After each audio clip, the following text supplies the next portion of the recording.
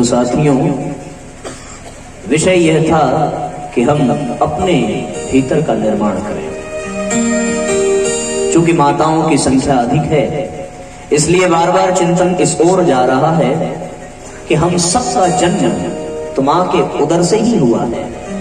यदि माताएं अपने भीतर के निर्माण पर विचार करें तो उनके अपने व्यक्तित्व का तो निर्माण उसमें आता ही है, साथ साथ उनके गर्भ में पलने वाले शिशुओं के निर्माण की भी बात आ जाती है।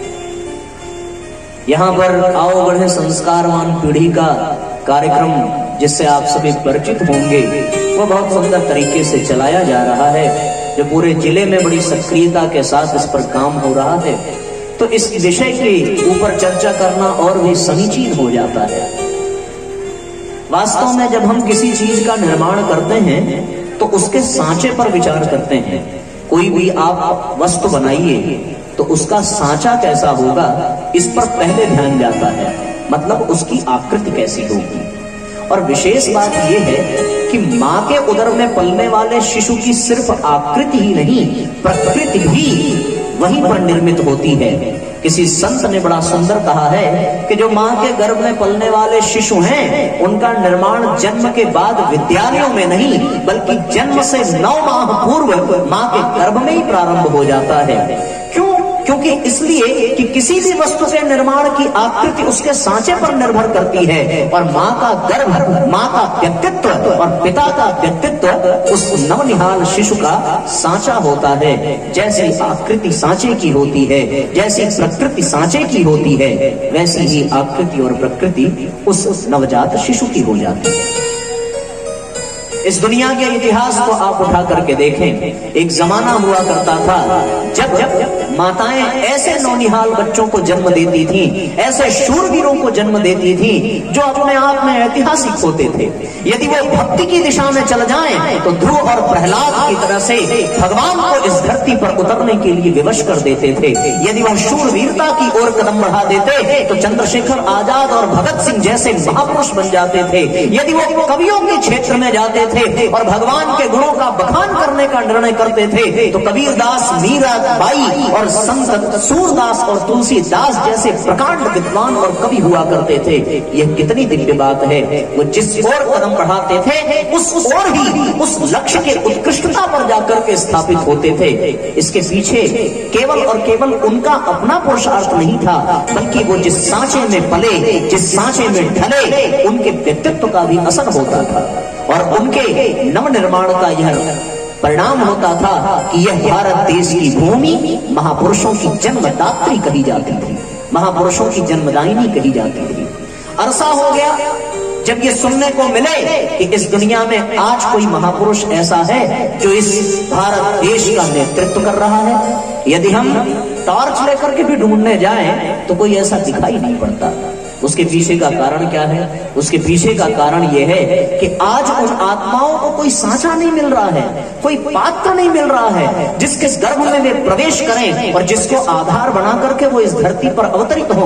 वो आत्माएं बेचैन हैं, वो आत्माएं व्याकुल हैं। और परम पूज्य गुरुदेव ने यहाँ तक कह दिया कि मेरे शरीर छोड़ने के बाद मेरे 5 शरीरों में से एक अंश इसी काम में लगेगा कि वह जागृत आत्माओं को इस दुनिया में भेजेगा। वो जागृत आत्माएं टहल रही हैं, बेचैन है, व्याकुल है इस धरती पर अवतरित होने के लिए, पर उन्हें कोई सुयोग्य पात्र नहीं मिल रहा। और जब तक वो पात्र न मिलेगा तब तक वो इस दुनिया में आएंगे नहीं, और जब तक वो दुनिया में आएंगे नहीं तब तक नवनिर्माण कैसे संभव होगा? फिर हम भौतिक निर्माण तो कर सकते हैं, बाहरी निर्माण तो कर सकते हैं, पर अंदर का जो आस्था संकट है उसको मिटा नहीं सकते, अंदर की जो दुर्बुद्धि है, कुविचार है, उसको हटा नहीं सकते, और अंदर की जो दुर्भावनाएं हैं उसको छांट नहीं सकते। इसलिए साथियों, आवश्यकता है उन आत्माओं को स्थान देने की और अपने व्यक्तित्व को ऐसा शानदार बनाने की जिसके माध्यम से वो इस धरती पर अवतरित हो सके। आप लोगों ने अनेकों उदाहरण सुने होंगे कि माँ बाप ही चाहते हैं तो वो मनचाही संतान पैदा कर लेते हैं। अच्छा, मैंने अभी कहा था कि व्यक्ति जो चाहता है उसी का निर्माण करता है। अब आप मकान बनाना चाहो तो मकान में आप विचार करोगे कि कहाँ किचन होगा, कहाँ बाथरूम होगा, कहाँ गेस्ट रूम होगा, कहाँ ड्राइंग रूम होगा। करोगे कि नहीं करोगे? आप लोगों ने बनवाया होगा, बहुत सारे मकान यहाँ दिख रहे हैं, विचार तो करते होंगे। उसी तरह जब माँ के गर्भ में शिशु आता है तो इस पर भी तो विचार करना चाहिए कि इसे क्या बनाना है, कैसे बनाना है। हम सब लोग उसको सब कुछ बनाते हैं, बस केवल और केवल इंसान नहीं बना पाते। आज के इस समाज में आप देखिए, आपको डॉक्टर मिल जाएंगे, वकील मिल जाएंगे, टीचर मिल जाएंगे, इंस्पेक्टर मिल जाएंगे, सारे लोग मिल जाएंगे, पर इंसानियत कहीं खो गई है, इंसान नहीं मिलेंगे। और इसके पीछे का कारण क्या है? इसके पीछे का कारण केवल और केवल यही है कि हम उस श्रेष्ठ आत्माओं को अवसर ही नहीं दे पा रहे हैं इस धरती पर आने के लिए। हम उन्हें उस योग्य सुपात्र नहीं दे पा रहे हैं, ऐसी गर्भ नहीं दे पा रहे हैं जिसको वो माध्यम बना करके इस दुनिया में आवे और आकर के इस दुनिया का मार्गदर्शन करें। वो आना तो चाहती है पर उनको वो माध्यम नहीं मिल पा रहा है। जिस तरीके से साथियों हेलीकॉप्टर को उतारने के लिए एक मजबूत हेलीपैड की आवश्यकता पड़ती है, जब तक हेलीपैड का निर्माण ना हो तब तक वो हेलीकॉप्टर नीचे उतर नहीं सकता। उसी तरीके से दिव्य आत्माओं को इस धरती पर आमंत्रित करने के लिए, उनका अवतरण कराने के लिए उनको वह दिव्य सुपात्र भी तो चाहिए, वह दैवीय गर्भ भी तो चाहिए। यदि कृष्ण को इस दुनिया में आना है तो देवकी जैसी गर्भ चाहिए, यदि राम को इस दुनिया में इस धरती पर अवतरित कराना है तो कौशल्या जैसा उदर चाहिए और दशरथ जैसा व्यक्तित्व चाहिए। और जब ऐसे माँ बाप इस दुनिया में होंगे तो इसमें कोई दो राय नहीं है कि इस दुनिया में रामकृष्ण दोबारा ना आवे। वो तो चाहते हैं आना, पर उनको आने के लिए कोई माध्यम नहीं मिल रहा है। हर जीव चाहता है कि मैं लौकुश के तरीके से इस दुनिया में आऊं, पर कोई सीता दिखाई नहीं पड़ती जिसको वो अपनी माँ बना सके, कोई राम दिखाई नहीं पड़ता जिसको वो अपना पिता बना सके।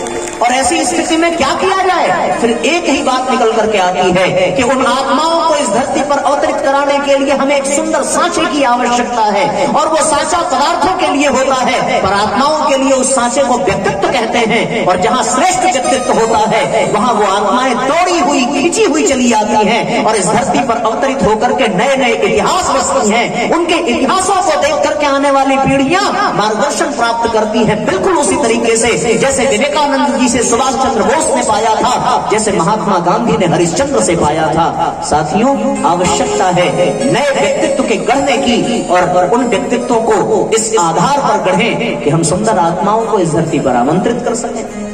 आओ बढ़े संस्कारवान पीढ़ी का उद्देश्य ही यही है और गायत्री परिवार यही चाहता है। और साथियों, वास्तविकता तो ये है कि स्वयं परमात्मा यह चाहता है कि अब इस दुनिया की छवि बदलनी चाहिए, क्योंकि अब यहाँ पर बहुत शोर शराबा हो गया, बहुत लूटपाट हो गई, बहुत भ्रष्टाचार हो गया। परिवर्तन की शुरुआत होनी चाहिए, सतयुग की वापसी होनी चाहिए, नवयुग का अवतरण होना चाहिए। पर करे कौन? कर वही सकती है दिव्य आत्माएं, पर उनको आने के लिए रास्ता तो देना पड़ेगा, उनको आने के लिए आधार तो देना पड़ेगा, उनको आने के लिए माध्यम तो देना पड़ेगा। और वो माध्यम हम और आप बन सकते हैं, विशेषकर वो माताएं जो गर्भ धारण कर सकती हैं और साथियों इस दुनिया में श्रेष्ठ आत्माओं को जन्म दे सकती हैं। मन चाहिए सबका, व्यक्ति चाहता है कि हम ये कर लें, पर साथियों न जाने क्यों शिशुओं के मामले में, संस्कारवान पीढ़ियों के मामले में व्यक्ति की कार्य और व्यक्ति की रूपरेखा उनकी चाहत से अलग हो जाती है। होता है ना ऐसा? आप मानते हो कि नहीं इस बात को? हम कुछ गलत तो नहीं कह रहे, बिल्कुल सही कह रहे हैं। बस हमें इसी बात पर चिंतन करने की आवश्यकता है। हर माँ बाप चाहते हैं कि उनके बच्चे ऐतिहासिक कार्य करें, हर माँ बाप चाहते हैं कि वो महापुरुष बने, पर साथियों उस तरह से वो करते नहीं हैं। अच्छा एक बात बताओ, चाहते तो सब है कि हमारे पुत्र राम लखन जैसे महान बने, लेकिन 14 वर्ष जंगल में भेजने को कोई तैयार होता है क्या? कोई तैयार नहीं होता। हर माँ बाप चाहते हैं कि हमारे पुत्र लवकुश जैसे शूरवीर बने, पर कोई सीता किसी ऋषि आश्रम में वन में अपना दिन बिताने को तैयार होती है क्या? वह उस अनुशासन को, वह दिव्य साधना को अपने जीवन में धारण करने को तैयार होती है क्या? जब तैयार ही नहीं होगी तो फिर होगा कैसे? कल्पना करके देखो। हर व्यक्ति ये चाहता है, और जब घर में बच्चे पैदा होते हैं तो हम लोग गुनगुनाते भी हैं। मैं आपको गा करके बताऊं, बड़ा प्यारा गीत है, आप लोगों ने सुना होगा। जुग जुग जियसु ललनवा भवनवा के भाग जागल हो, ललना लाल हुई कुलवा के दीपक मनमा में आस लागल हो। मैं गाने वाला नहीं हूँ, बस मैं इशारा कर रहा हूँ, मैं पूरा तो नहीं गा के सुनाऊंगा, पर इशारा अवश्य कर रहा हूं। हर व्यक्ति चाहता है कि उसके बच्चे जुग जुग जिए, पर बच्चे जीते कितने साल है? 70 साल, 80 साल, 90 साल। उसके बाद उनके नाती पोते उनका नाम भूल जाते हैं। विचार करके देखो। पर विवेकानंद जी को कोई भूल सकता है क्या? महात्मा गांधी को कोई भूल सकता है क्या? राम लक्ष्मण को कोई भूल सकता है क्या? लौह कुश को कोई भूल सकता है क्या? 5000 साल, 10,000 साल पहले के ये लोग पर हमारे स्मरण में है। क्यों? इनको कह सकते हैं कि हाँ, इनका जीवन और इनका व्यक्तित्व युगों युगों तक जिंदा रहने वाला है। पर हमारे बच्चों का व्यक्तित्व कितने दिनों तक जिंदा रहने वाला है? उसका कारण क्या है? उसका कारण यह है कि हमने उन्हें सुविधा तो दी, पर संस्कार देना भूल गए। हमने उन्हें आराम तो दिया, पर वास्तविक आनंद देना भूल गए। हमने उन्हें बुद्धि तो दी, पर सद्बुद्धि देना भूल गए। हमने उन्हें दिमाग तो दिया, पर ईमानदारी की जगह चालाकी सिखाई। और साथियों, ऐसी स्थिति में फिर वो युगों युगों तक कहां जिएंगे? फिर कितना भी गाते रहो, जुग जुग जिए सो ललन, 70-80 साल जिएगा बेचारा। और आजकल की स्थिति यह है कि 50 साल जी ले तो बड़ी बात है, क्योंकि वातावरण को प्रदूषित करके हम जा रहे हैं, जल को प्रदूषित करके हम जा रहे हैं, वायु को प्रदूषित करके हम जा रहे हैं। सांस लेने के लिए जगह नहीं छोड़ी, पीने के लिए पानी नहीं छोड़ा, कहीं पर छाया के लिए वृक्ष नहीं छोड़ा। फलों और औषधियों में, वृक्षों में, सब्जियों में ऑक्सीटोन डाल करके हम खिला रहे हैं। वो 50 साल से भी ज्यादा नहीं जीने वाले। भविष्य बड़ा संकट में है और बहुत बड़ा प्रश्न चिन्ह लगा हुआ है। ऐसी स्थिति में विचार करना चाहिए कि हमारी चाहत कुछ है और हम कर कुछ रहे हैं।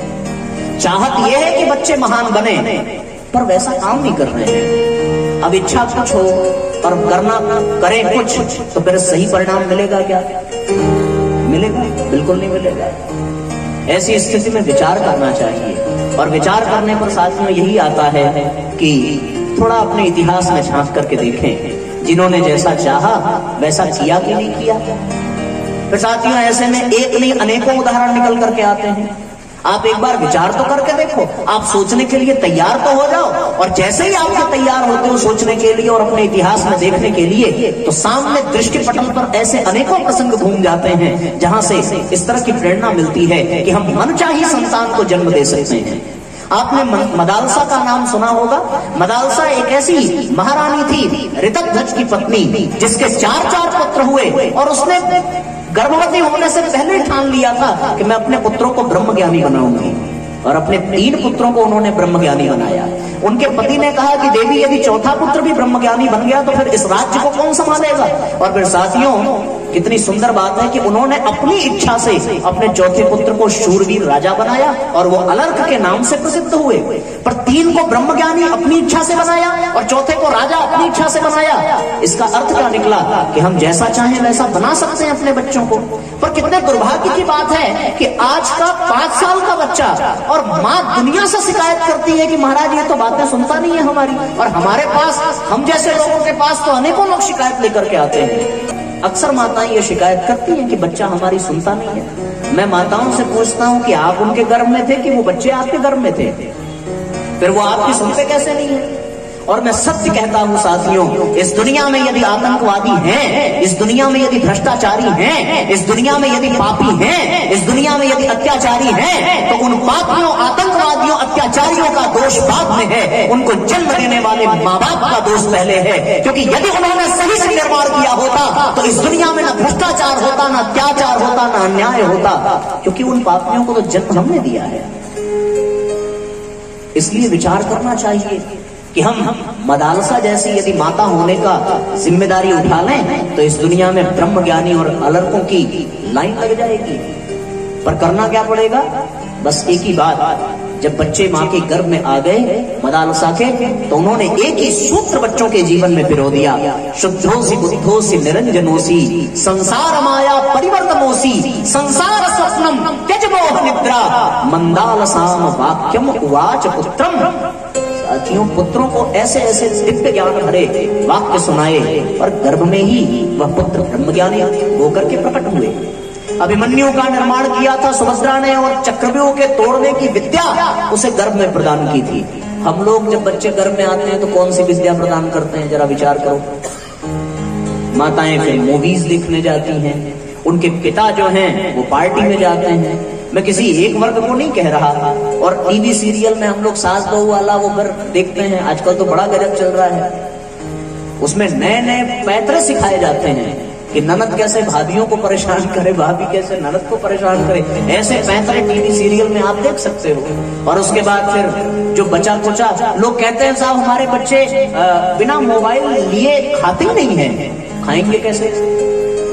आपने तो जब वो घर में थे तो आपने खुद मोबाइल चला चला करके भोजन किया है, तो फिर वो भी वैसा ही करेंगे। अभी आप जो यहाँ पे आओगे संस्कारवान पीढ़ी का कार्यक्रम चला रही होंगी, उन्होंने देखा होगा कि किस तरीके से बच्चे उन माताओं के जिन्होंने गर्भवती होने पर नाद योग सुना और नाद योग का अभ्यास अपने बच्चों को गर्भ में कराया, तो जब वो बच्चे दुनिया में आए तो फिर नाद योग सुन करके वो भोजन करते हैं, रोना बंद कर देते हैं। ऐसे एक नहीं अनेकों उदाहरण प्रत्यक्ष आजकल आप देख सकते हैं। शांति कुंज में जाकर के और उन बहनों से संपर्क करके।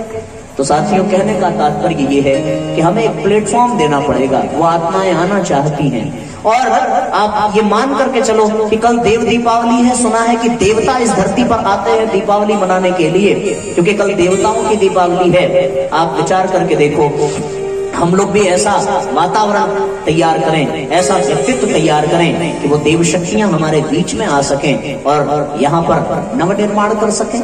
वो बाहरी वाला निर्माण तो हम लोग कर लेंगे, पर भीतर के निर्माण की अत्यंत आवश्यकता है। और ऐसी स्थिति में हमें काम तो करना पड़ेगा, विचार तो करना पड़ेगा, नहीं तो फिर हम ऐसे ही चले जाएंगे। फिर हमारी जो चाहत है, हमारा जो सपना है ना, वो सब बेकार हो जाएगा। फिर हम कितना भी गा लें, जुग जुग जिए सो ललनवा, होते ललनवा फिर बेकार हो जाता है, कर नहीं पाता कुछ जीवन में अपने। ऐसी स्थिति में साथियों चिंतन करने की आवश्यकता है, उस सांचे को ढालने की आवश्यकता है, उसको संस्कारित करने की आवश्यकता है, उसको गढ़ने की आवश्यकता है और संस्कार परंपरा से जुड़ने की आवश्यकता है।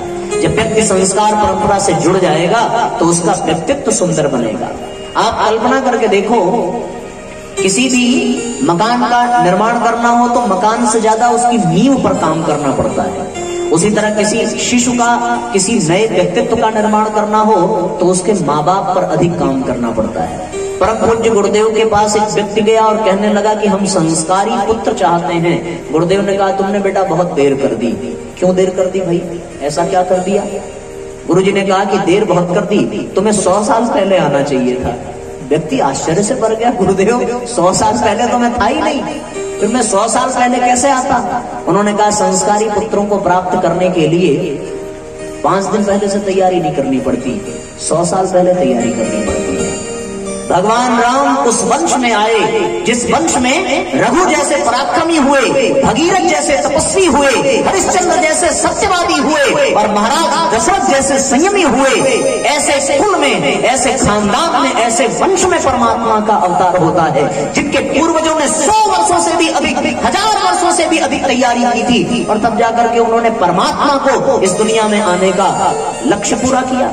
तो फिर हम संस्कारी पुत्र चाहते हैं और फिर चाहते हैं कि एक दिन पहले तैयारी करके हम प्राप्त कर लें, तो ये संभव नहीं है। ऐसी स्थिति में क्या करना पड़ेगा?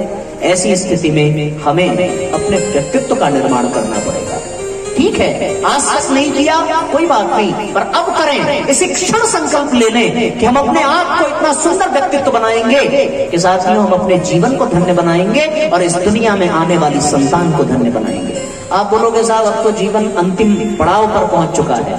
जो हमारी वृद्ध माताएं हैं, जो हमारे वृद्ध भाई हैं, वो ये विचार करेंगे कि भैया आप अभी तक कहाँ थे, आपने आने में देर कर दी, हमने आने में देर नहीं कर दी। आज सौभाग्य का उदय हुआ तो गुरुजी ने भेज दिया और इस चिंतन के साथ भेजा। आपको एक मैं उदाहरण देता हूँ। आपने महाराज मनु का नाम सुना होगा, सुना है ना? हमारे पूर्वज उनको माना जाता है। ये अलग बात है कि विद्यालयों में ये कहा जाता है कि हमारे पूर्वज बंदर थे, है ना? विद्यालयों में तो यही सिखाया जाता है बच्चों को, पर वास्तविकता ये है कि हमारे पूर्वज महाराज मनु थे। एक पुत्र ने अपनी माँ से पूछा कि माँ हमारे वंशज, हमारे पूर्वज कौन है? माँ ने कहा अपने पिताजी से पूछो। पिताजी ने कहा बेटे हमारे पूर्वज बंदर हैं। माँ ने तुरंत डांटते हुए कहा कि बेटे तेरे बाप के पूर्वज बंदर जरूर होंगे, पर हमारे पूर्वज महाराज मनु हैं। हम मनु की संतान हैं, हम ऋषियों की संतान हैं। और बात बिल्कुल सही है। जिस तरीके से रघु से राघव हुए, यदु से यादव हुए, भृगु से भार्गव हुए, उसी तरीके से मनु से मानव हुए। मानव के पूर्वज जो है वो कौन हो गए? महाराज मनु हो गए। मनु और शत्रुपा के बारे में आपने सुना होगा। वो जीवन के अंतिम पड़ाव पर पहुंच गए और जीवन के अंतिम पड़ाव पर पहुंच करके उन्हें ये आभास हुआ कि हमें कुछ विशेष करना चाहिए और कुछ विशेष करने का संकल्प लेकर के, यद्यपि उनके जीवन में विशेष ही विशेष था। महाराज मनु की 5 संतानें थी, आकृति, प्रसूति, देवहूति, और 2 पुत्र हुए, उत्तानपाद और प्रियव्रत। उत्तानपाद के जीवन में भक्त के शिरोमणि स्वयं ध्रुव जी पधारे, जिन्होंने भगवान की भक्ति की चरमावस्था को प्राप्त किया, और उनकी एक पुत्री देवहूति, जिनका विवाह कर्दम ऋषि से हुआ, और कर्दम ऋषि से विवाह करने के पश्चात उनके गर्भ में भगवान कपिल का पदार्पण हुआ, जो स्वयं नारायण के अवतार थे। तो एक तरीके से देखा जाए तो उन्होंने सब कुछ श्रेष्ठ ही किया, फिर भी उनको संतोष नहीं हुआ। उन्होंने कहा कि हमें ऐसा पुत्र चाहिए जो पुत्र धर्म को स्थापित करे और श्रेष्ठ संतान की परिभाषा को सिद्ध करे। और इस क्रम को उन्होंने करने के लिए अपने जीवन में तप करना प्रारंभ किया। और फिर जब जीवन में तप करना प्रारंभ किया तो फिर उसके बाद अपने जीवन के चौथेपन में उन्होंने निर्णय लिया। जिस चौथेपन में हम और आप धीरे धीरे सरकते हुए पहुंच रहे हैं, उसी चौथेपन में महाराज मनु ने संकल्प लिया था कि हमें ऐसी संतान चाहिए जो पुत्र धर्म का और मर्यादा का इस संसार में स्थापना करे। उन्होंने उस संकल्प के साथ चौथेपन में वन की ओर प्रस्थान किया। कोई न विषय विराग भवन, बसत भाग चौथपन, हृदय बहुत दुख लाग जन्म, गयऊं हरि भगति बिनु। बिना भगवान की भक्ति के और बिना विशेष प्रयोजन के यह जीवन समाप्त हो गया। ऐसी स्थिति में हमें क्या करना चाहिए? फिर महाराज मनु ने संकल्प लिया और संकल्प लेकर के वन में प्रस्थान किया। किया क्या? 12 अक्षर मंत्र पुनी, जपहि सहित अनुराग, वासुदेव पद पंकरुह, दंपति मन अति लाग, करहि आहार साक फल कंदा, करहि आहार साक फल कंदा, सुमिरहि ब्रह्मा सच्चिदानंदा, सुमिरहि ब्रह्मा सच्चिदानंदा,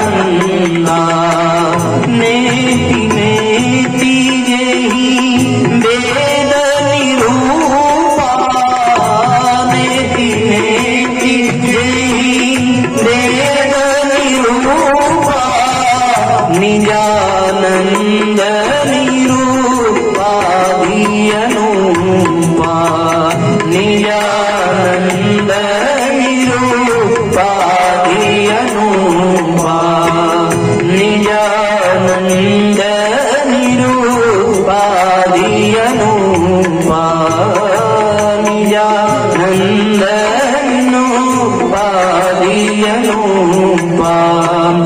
दंपति वचन परम प्रिय लागे, दंपति वचन परम प्रिय लागे, मृदुल विनीत प्रेम रस पागे, मृदुल विनीत प्रेम रस पागे, भगत बचल प्रभु कृपा निधाना, भगत बचल प्रभु कृपा निधाना, विश्ववास प्रगटे भगवाना, विश्ववास प्रगटे भगवाना। नील सरोरुह नीलमणि, नील नीर धर श्याम, शोभा निरखी, कोटि कोटि सत्काम। भगवान का आवाहन किया, तप किया, प्रयत्न किया, पुरुषार्थ किया, हजारों वर्षों तक साधना की अपने चौथे पन में। और उसके बाद नीलमणि भगवान प्रस्तुत हुए और उन्होंने कहा कि मांगो जो वर चाहते हो। और भगवान का यह वचन सुन करके बहुत भावपूर्वक महाराज मनु और शत्रुपा ने एक ही वरदान मांगा और केवल यही मांगा कि हे प्रभु, हम कुछ और नहीं चाहते, बस इतना ही चाहते हैं कि दान शिरोमणि कृपा निधि, नाथ कहूं सति भाव, चाहूं तुम्हें समान सुख, प्रभु सन कवन दुराऊ। हे परमात्मा, मैं कुछ और नहीं चाहता, मैं आप जैसा पुत्र चाहता हूँ। और भगवान को पुत्र के रूप में प्रकट करने की पात्रता अपने भीतर विकसित किया। भगवान ने कहा कि मेरे जैसा, मेरे सिवा कोई और हो नहीं सकता। यदि आपकी यह कामना है, मैं इसे पूर्ण करूंगा और इसको करने के लिए मैं ही आपके यहाँ पुत्र बन करके आऊंगा। और भगवान को उनके यहाँ पुत्र बन करके आना पड़ा। कैसे आना पड़ा? जब वो दशरथ और कौशल्या के रूप में इस धरती पर आए। दशरथ का क्या अर्थ है? दशरथ का अर्थ ये है जो अपनी 10 इंद्रियों को संयमित रखे।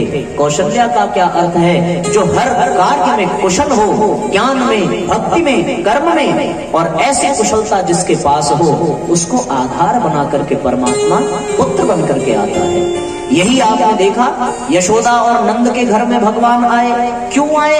क्योंकि यशोदा वो जो दूसरों को यश प्रदान करती हो, जो किसी की निंदा न करती हो, सब में परमात्मा का अंश देखती हो, और नंद वो जो सदैव आनंद से भरे हो, जिनके मन में कोई छल कपट न हो। ऐसे व्यक्तित्व के जीवन में परमात्मा पुत्र बन करके आते हैं। यदि हम भी अपना व्यक्तित्व ऐसा बना लें तो फिर वह हमारे यहाँ भी पुत्र बन करके आ सकता है, इसमें कोई दो राय नहीं। मानते हो कि नहीं इस बात को? तो इसलिए साथियों, पूरा का पूरा खेल यही है कि हम जैसा चाहें वैसे बन सकते हैं और जैसा चाहें वैसा अपने पुत्रों को बना सकते हैं। आपको एक छोटा सा उदाहरण और देने का मन है। आपने सुना होगा गाधीक राजा हुए और उनकी पुत्री हुई सत्यवती। सत्यवती के पति थे ऋषि, जो जमदग्नि के पिता थे। एक बार गाधीक राजा की पत्नी गर्भवती हुई और उसी समय उनकी पुत्री सत्यवती भी गर्भवती हुई। गाधीक राजा ने अपनी पुत्री से कहा, बेटी तुम्हारे पति ऋषि हैं, उनसे कहो कि ऐसा अपने मंत्र बल से चरु सिद्ध करके तुमको और तुम्हारी माँ को प्रदान करें, जिससे कि श्रेष्ठ संतान को तुम दोनों जन्म दे सको। उन्होंने चरु को अभिमंत्रित किया और एक भाग किसको दिया? सत्यवती को दिया, और दूसरा सत्यवती की माता को दिया। दोनों को ये लगा कि एक दूसरे का ज्यादा अच्छा होगा। होता है ना, अपना सामान व्यक्ति को कम अच्छा लगता है, दूसरे का ज्यादा लगता है। आप अपना मकान कितना भी सुंदर बना लो, पर उसके बाद अगर नजर पड़ोसी के मकान पर चल जाए तो लगेगा कि अरे यार ये वाला ज्यादा अच्छा है। आप कितनी सुंदर गाड़ी खरीद लो, आपके बाद कोई खरीदे तो फिर व्यक्ति को लगता है कि ये वाला खरीदते तो ज्यादा अच्छा रहता है। यही कार्य मोबाइल में भी हो जाता है। और मैं सच कहता हूँ, विवाह के पश्चात यही कार्य पति और पत्नी के मन में भी हो जाता है। थोड़ा और रुक जाते तो इससे बेहतर क्वालिटी वाला मिल जाता है। होता है, दूसरों का अच्छा लगता है। उन दोनों को भी लगा कि इसका वाला ज्यादा अच्छा होगा, तो सत्यवती ने अपना जो चरु था वो अपनी माता को दे दिया और उसकी माता का जो था उसको अपने ले लिया। उसके बाद दोनों ने ग्रहण किया। बाद में उन्होंने जाकर के ऋषि को बताया और ऋषि ने कहा कि आप लोगों ने तो बड़ा गड़बड़ कर दिया। तुम्हारी माता क्षत्राणी है, मैंने उनके लिए क्षत्रियत्व के गुणों से परिपूर्ण करके चरु दिया था, और तुम ऋषि की पत्नी हो, तुम्हें ब्राह्मणत्व से परिपूर्ण चरु दिया था, पर तुम लोगों ने बदल दिया। और परिणाम क्या निकला कि एक के घर विश्वरथ नाम के राजा पैदा हुए और दूसरे के घर परशुराम पैदा हुए। परशुराम भले ब्राह्मण थे पर उनके भीतर क्षत्रियत्व का गुण था, और वो दिन भर परश लेकर के टहलते रहे और क्षत्रियों जैसा व्यवहार किया। और विश्वरथ क्षत्रिय होते हुए भी उनके भीतर ब्राह्मणत्व का गुण प्रकट हुआ और वो आगे चलकर के विश्वामित्र बने। तो फिर साथियों, संस्कार में इतनी ताकत होती है कि वो व्यक्ति के व्यक्तित्व को बदल करके रख देता है, और व्यक्ति के व्यक्तित्व को बदल करके रखने के लिए जीवन में संस्कार आवश्यक है। पर ये तभी संभव है जब आप अपने व्यक्तित्व को शानदार बनाओ, और अपने व्यक्तित्व को शानदार बनाने के लिए विचार करना पड़ेगा। परम पूज्य गुरुदेव ने कहा कि व्यक्तित्व का निर्माण 3 चीजों से मिलकर के बनता है, और वो 3 चीज क्या है? चिंतन, चरित्र और व्यवहार। इन तीनों को सम्मिलित करके यदि श्रेष्ठ बनाया जा सके तो इंसान का व्यक्तित्व सुंदर बन सकता है। आप देखो, महापुरुषों की चेतना जिन जिन के घर में आई, उनके व्यक्तित्व को आप झांक करके देखें तो उनका चिंतन उत्कृष्ट रहा, उनके चरित्र में कोई कमी नहीं थी, और उनकी व्यवहार कुशलता इतनी अधिक थी कि पूरा संसार उनको देवी और देवता की तरह से पूजता था। ऐसे लोगों के घर में महापुरुषों की आत्मा आती है, ऐसे लोगों के घरों में चेतना आती है। चिंतन को श्रेष्ठ बनाने के लिए ज्ञान यज्ञ की आवश्यकता है, चरित्र को श्रेष्ठ बनाने के लिए भक्ति की आवश्यकता है, और कर्म को श्रेष्ठ बनाने के लिए, व्यवहार को श्रेष्ठ बनाने के लिए कर्म की आवश्यकता है। ज्ञान के लिए साधना चाहिए, भक्ति के लिए उपासना चाहिए, और भैया कर्म के लिए आराधना चाहिए। ये 3 सूत्र इतने शानदार हैं कि इससे पूरा का पूरा व्यक्तित्व ही बदल जाता है। हम लोगों का दुर्भाग्य है कि हम लोगों ने इस दुनिया में सब कुछ बना दिया, पर वास्तव में श्रेष्ठ व्यक्तित्व नहीं बनाया। आज इस दुनिया में सत्य कहता हूं कि इस दुनिया में किसी चीज की कमी नहीं है, केवल और केवल एक कमी है, और वो कमी केवल क्या है? इंसानियत की, मानवता की, मनुष्यता की, आदमी की। आज आपको आदमी नहीं मिलेंगे, बाकी सब मिल जाएंगे। आपको डॉक्टर मिल जाएंगे, आपको इंस्पेक्टर मिल जाएंगे, वकील मिल जाएंगे, टीचर मिल जाएंगे, एक्टर मिल जाएंगे, डांसर मिल जाएंगे, सिंगर मिल जाएंगे, पर आदमी अच्छे नहीं मिलेंगे। बस हम लोगों की दिक्कत यही हो गई, हमने सब पे काम किया। किसी को संगीतज्ञ बनाना था तो उससे संगीत का तो अभ्यास करा दिया, पर उसके भीतर की मनुष्यता समाप्त हो गई। किसी को डॉक्टर बनना था तो उसने पा तो लिया उस लक्ष्य को, पर अपने भीतर की मनुष्यता को गंवा दिया। अब ऐसी स्थिति में जब मनुष्य ही नहीं रह गए तो फिर चारों तरफ तो फिर पशु ही पशु दिखाई देंगे। आकृति भले मनुष्य की हो, पर वास्तव में साथियों प्रकृति मनुष्य की होनी चाहिए, और जब तक प्रकृति मनुष्य की नहीं होगी तब तक इस दुनिया का भला नहीं हो सकता। और मनुष्य की प्रकृति बड़ी विशेष है। आप देखो, मानवता की प्रकृति में क्या आता है? मानवता की प्रकृति में आता है दया, करुणा, क्षमा, त्याग, तप, तितिक्षा, प्रेम, स्नेह, परमार्थ। यह दिव्य भाव मानवीय गरिमा के अंतर्गत आते हैं, और इन्हीं को हटा करके बाकी जितने हैं ये सारे के सारे पशुओं की गरिमा में आते हैं। क्रोध करना मनुष्य का नहीं, पशु का स्वभाव है। काम, क्रोध, लोभ, मोह, ईर्ष्या, द्वेष, मद, मत्सर, ये सब पशुओं के गुण हैं, और आज चारों तरफ इन्हीं गुणों की बौछार है। मानवीय गुण तो देखने को नहीं मिलते, फिर वो व्यक्तित्व शानदार बनेगा कैसे? आपको एक छोटी सी घटना बताऊं, मैं सत्य कहता हूं, आप विश्वास करना। बात दरअसल ये है कि एक नगर में एक आदमी दोपहर में पहुंचा। जून की गर्मी थी, प्यास से बिल्कुल बेचैन, बिल्कुल पागल, बिल्कुल परेशान। बहुत ध्यान से सुनिएगा। और एकदम उसका गला सूख रहा था। ये स्थिति थी कि अगर आधे घंटे पानी न मिले तो उसके प्राण उड़ जाएंगे, इतना प्यासा। आप कल्पना करके देख सकते हो। जिन लोगों को कभी ऐसी स्थिति का सामना करना पड़ा होगा वो इस बात को ज्यादा अनुभव करेंगे। एक सेठ का दरवाजा खुला था, उस सेठ के पास वह व्यक्ति पहुंचा और पहुंच करके कहने लगा कि सेठ जी थोड़ा पानी मिल जाता तो जीवन बच जाता। अब सेठ ने उनको नीचे से ऊपर तक 3 बार देखा। उसके बाद उन्होंने, कल्पना करो क्या कहा होगा, उन्होंने कहा कि तुम्हें हम पानी पिलाने वाले लगते हैं? तुम जैसों को हम पानी पिलाते फिरेंगे, हमें तुम पानी पिलाने वाला समझ रहे हो? अब वो हाथ जोड़ करके बार बार बेचारा विनती करे, बार बार प्रार्थना करे, सेठ जी बड़ी आवश्यकता है, आपको भगवान कल्याण करेगा। सेठ जी ने पता नहीं क्या सोचा, कह दिया बैठो, अभी हमारा आदमी आएगा तो तुम्हें पानी पिलाएगा। अब वो 10 मिनट इंतजार किया, फिर बोला सेठ जी पानी मिल जाता। उस व्यक्ति ने कहा कि अभी हमारा आदमी आएगा, तुम्हें पानी देगा, बार बार परेशान मत करो। विश्वास नहीं करोगे, 40 मिनट बीत गया, ना आदमी आया ना उसको पानी मिला। 40 मिनट बाद उस व्यक्ति ने फिर से हिम्मत जुटाई और बिल्कुल गिड़गिड़ाते हुए कहा, सेठ जी भगवान के नाम पर 1 गिलास पानी पिला दो, आपका बड़ा कल्याण होगा। सेठ जी ने फिर वही बात दोहराई कि अभी हमारा आदमी आएगा और पानी पिलाएगा। उस व्यक्ति ने बात तो बड़ी छोटी सी कही, पर ऐसी कही जो दिल को छेद कर जाए, और कहा ये कि सेठ जी एक निवेदन ये है कि थोड़ी देर के लिए आप ही आदमी बन जाओ और 1 गिलास पानी पिला दो। थोड़ी देर के लिए भूल जाओ कि तुम सेठ हो, बस थोड़ी देर के लिए आदमी बन जाओ। आज साथियों, इंसान में हर चीज की भरमार है, पर अकाल पड़ गया तो केवल और केवल मानवता का, अकाल पड़ गया तो केवल और केवल व्यक्तित्व का, अकाल पड़ गया तो केवल और केवल इंसान का। और इस अकाल को मिटाने के लिए जीवन में संस्कार आवश्यक है। क्योंकि यहां से ही उस इंसानियत की, उस मानवता की नींव पड़ती है जहां पर संस्कार होता है। और इसीलिए हमारे ऋषियों ने संस्कार परंपरा प्रारंभ की। बिना संस्कार के व्यक्ति का व्यक्तित्व सुंदर नहीं बन सकता। संस्कार का अर्थ हो गया गढ़ना, संस्कार का अर्थ हो गया ढालना, संस्कार का अर्थ हो गया सुंदर बनाना। लोहे की खान से जब लोहा निकलता है तो वो बिल्कुल किसी काम का नहीं होता, पर उसको अग्नि में तपाया जाता है और अग्नि में तपाने के पश्चात उसके जंग को मिटाया जाता है। उसके बाद उसको एक नया आकार दिया जाता है सांचे में ढाल करके, तब जाकर के वह लोहा तलवार बन पाता है। उसी तरीके से व्यक्ति के व्यक्तित्व को सुंदर बनाने के लिए साधना की अग्नि में तपाना पड़ेगा और फिर आराधना के सांचे में ढाल करके उपासना के आधार पर उसके व्यक्तित्व को सुंदर बनाना पड़ेगा। और तब जाकर के यहाँ पर ऋषि स्तर की आत्माएं, देव स्तर की आत्माएं इस दुनिया में आएंगी। और मैं सत्य कहता हूँ, जब ये स्वप्न साकार हो जाएगा तो ये दुनिया देखते देखते बदल जाएगी। इस धरती पर स्वर्ग का अवतरण होगा और मनुष्य में देवत्व का उदय होगा। फिर से सत्युग इस दुनिया में आएगा और ये दुनिया देवताओं के योग्य बन जाएगी। देवता भी यहाँ आने के लिए तरसने लगे। विचार करके देखो।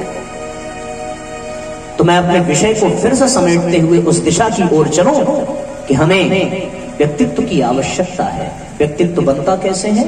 चिंतन, चरित्र और व्यवहार की उत्कृष्टता से। चिंतन को श्रेष्ठ बनाने के लिए सद्ज्ञान, चरित्र को श्रेष्ठ बनाने के लिए सद्भाव और व्यवहार को श्रेष्ठ बनाने के लिए सत्कर्म, सद्ज्ञान के लिए साधना स्वाध्याय, सद्भाव के लिए उपासना और सत्कर्म के लिए आराधना। ये तीन सूत्र और यही जीवन के रहस्य हैं। किसी संत ने बड़ा सुंदर कहा कि दुनिया तीन चीजों से मिलकर के बनी है, जीव, जगत और जगदीश। जीव के लिए साधना की आवश्यकता है, जगदीश के लिए उपासना की आवश्यकता है और जगत के लिए सेवा की आवश्यकता है। तो फिर एक बड़ा सुंदर वक्तव्य निकल करके आता है कि खोज अपनी करो प्रेम परमात्मा से और सेवा जगत की कीजिए, जिंदगी का राज है यह जानकर जी लीजिए। तो व्यक्ति का व्यक्तित्व शानदार बन जाएगा, व्यक्तित्व का व्यक्तित्व सुंदर बनेगा। और जब आधार तैयार हो जाएगा तो फिर तो साहब हेलीपैड बनाने की आवश्यकता है, हेलीकॉप्टर तो तैयार है आने के लिए। बात समझ में आ रही है ना? पूरा अच्छे से सब। अरे वाह, आप लोग श्रोता बड़े अच्छे हैं भाई। तो इसलिए साथियों, हम सब लोगों को यही बस करना है, हम अपने व्यक्तित्व को सुंदर बना लें। अच्छा बताओ, इसका मतलब ये नहीं है कि आपका व्यक्तित्व सुंदर नहीं है। आपका व्यक्तित्व यदि सुंदर न होता तो आप यहां न होते। आपका व्यक्तित्व यदि सुंदर न होता तो कौन बेवकूफ अपने घर में सोफा छोड़ करके यहाँ जमीन पर आकर के बैठेगा? वहां घर में रहते तो बहुएं कम से कम चाय पानी पूछती। ऐसा हम लोग मानते हैं, वो पूछे ना पूछे ये तो आप जानोगे, पर वो ऐसा मान करके चलते हैं कि घर में मिलता रहेगा। और इस ठंड में आकर के यहाँ जमीन पर बैठना, कोई नाश्ता कुछ मिलने वाला है नहीं, प्रसाद मिलेगा वो भी पता नहीं कब मिलेगा, तब तक आप रुकोगे कि नहीं रुकोगे ना? मिलेगा, प्रसाद की व्यवस्था है। तो इसलिए आप यहाँ आए हो तो इसका अर्थ ही यही है कि आपका चरित्र उज्जवल है, आपका व्यक्तित्व श्रेष्ठ है। पर ये सूत्र लेकर के जाना और उनको जरूर सौंप देना जिनका व्यक्तित्व श्रेष्ठ नहीं है, जहां लगे कि इनके व्यक्तित्व में थोड़ी कमी है, और अपने भीतर भी जरा खोज करके देखना, थोड़ा सा प्रयास करना। हो सकता है कहीं कोई कमी निकल जाए, कहीं कोई कालिक निकल जाए, और उसको निकाल करके बाहर फेंक देना और ये संकल्प ले लेना कि अब हमें भी अपने व्यक्तित्व को श्रेष्ठ बनाना है। महाराज मनु और शत्रुपा के तरीके से तो इस जन्म में ना सही, पर अगले जन्म में जब दुनिया में कभी हम आएंगे तो हम भी राम और लक्ष्मण जैसे पुत्र को जन्म देंगे, लवकुश जैसी संतानों को इस दुनिया में बुलाएंगे और फिर ये दुनिया बदलेगी तो उसमें हमें भी श्रेय मिलेगा। और फिर आपको अगले जन्म में भी ये वाला उद्बोधन याद रहेगा। काम तो करेगा, हमारा मन भूल जाए, हमारा चित्त भूल जाए, हमारी बुद्धि भूल जाए, पर आत्मा पर इसका जो बीजारोपण हो रहा है ये कभी भूलने वाला नहीं है। ये बीज कभी वृक्ष बनेंगे और ये फल देंगे, तो फिर वास्तव में वातावरण कुछ और होगा। व्यक्तित्व से वातावरण बनता है। आप बोलोगे साहब व्यक्तित्व से वातावरण कैसे बनता है?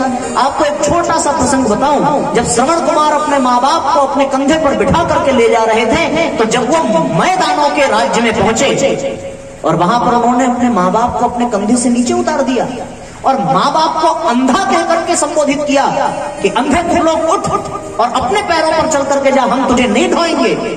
उनके पिता ने स्थिति को समझा और उसके बाद प्रार्थना की, श्रवण कुमार ये सही है कि हम अंधे हैं, ये सही है कि तुम्हारे सहयोग की आवश्यकता है, तुमसे एक विनम्र प्रार्थना है कि बेटा थोड़ी दूर तक और ले चलो और उसके बाद हमें छोड़ देना।